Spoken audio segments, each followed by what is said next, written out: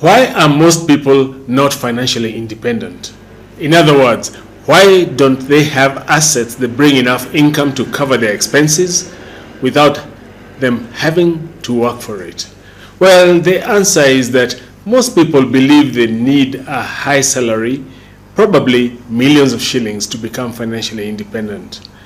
But because they earn less, they don't ever try to take the very first step towards financial independence. And that's quite unfortunate because only their belief limits them. The truth is that achieving financial independence does not depend on how much you earn, rather on how you use it. In other words, even if you earn 30,000 to 80,000 shillings, you can become financially independent. But how is that possible? And what should you do to use your salary to become financially independent? Hello there, I am Manyara Kirago and I have been a personal finance professional for the last 2 decades. In this video, I will tell you the biggest challenge my clients face, which results in them giving up on becoming financially independent simply because they don't earn millions. I will explain how you can become financially independent with a modest salary. By the end of the video, you will have clear and actionable steps on how to use your income to become financially independent. If you need help to ensure that you get the best outcome with your finances, I am available for your support.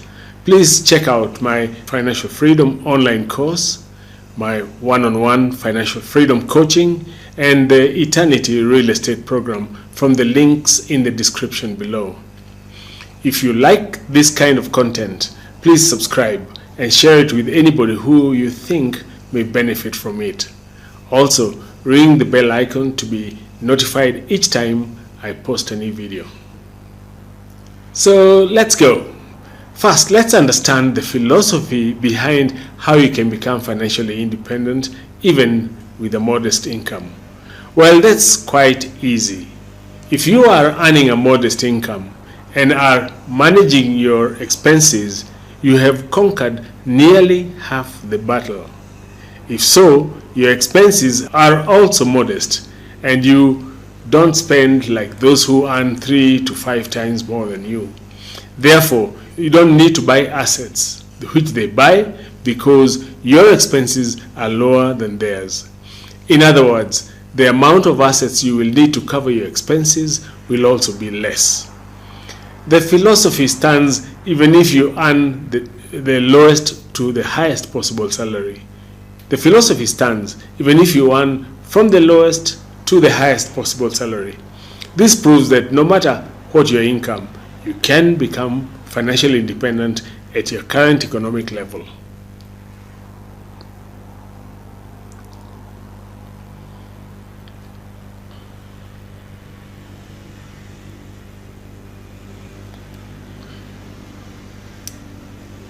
Now let's look at the steps to becoming financially independent using your salary.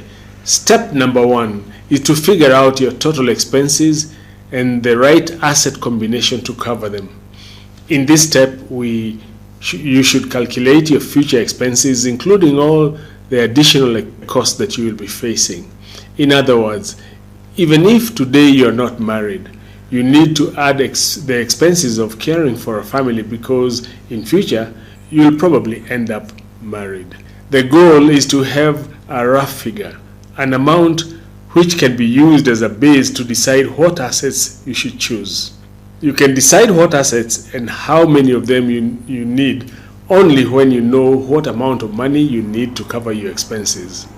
After this, you will have to look for suitable assets for you.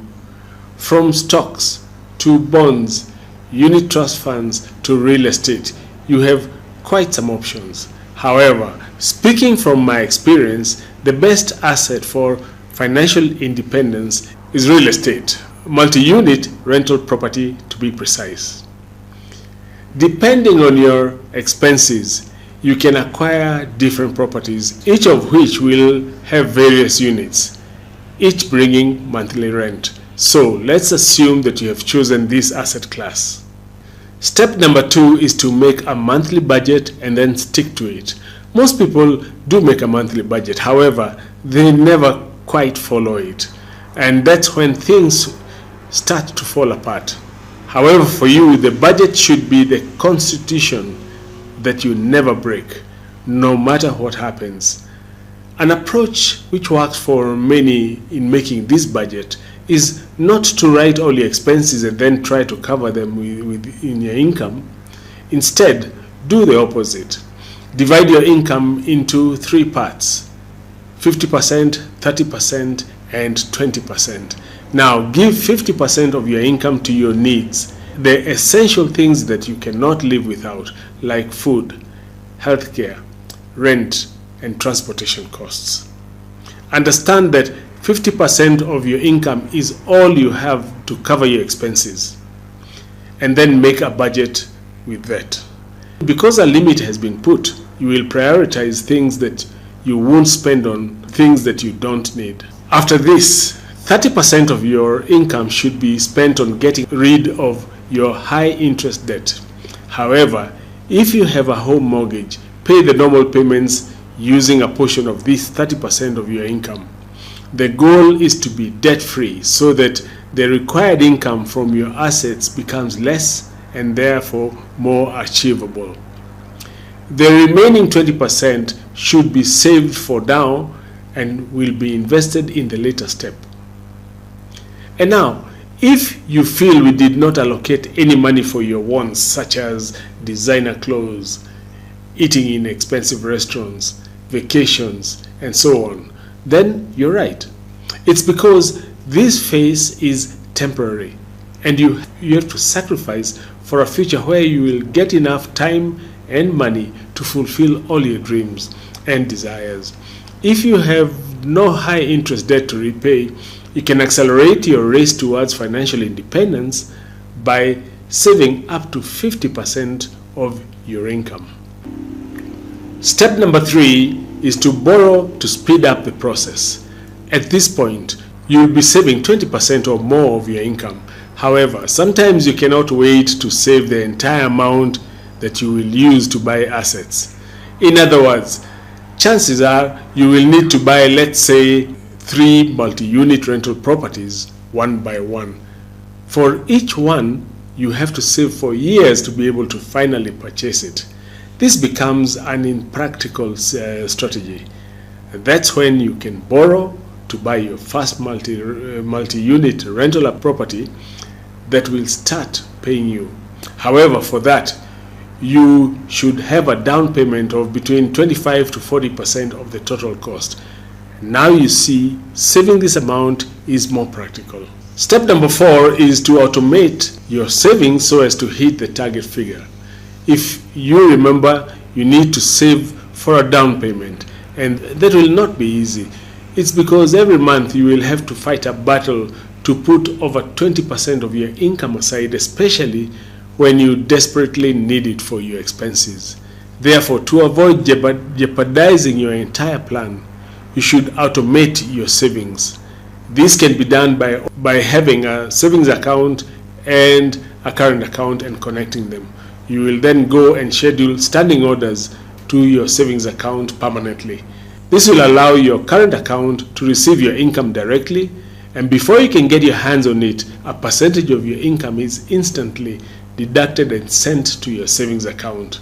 Every month, your savings account will get that percentage of your income, on which you'll be paid some interest. An even better place to have these savings is a money market unit trust account, which pays a higher interest rate. You won't touch this amount until you hit an amount equal to the down payment you need to start buying the property. Step number 5 is to buy the right combination of assets.